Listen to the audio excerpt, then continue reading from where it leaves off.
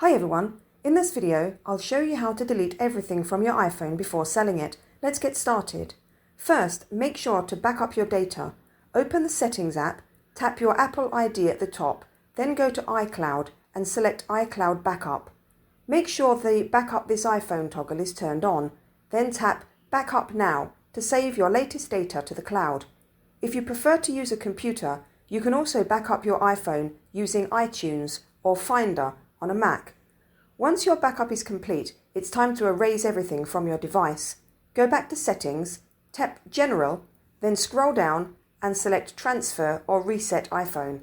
Next, tap Erase all content and settings. Tap Continue, enter your passcode if prompted, and confirm your choice.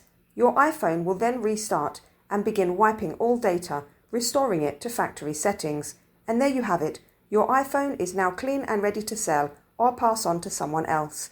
If you found this video helpful, don't forget to like and subscribe to my channel for more practical tips. Thanks for watching.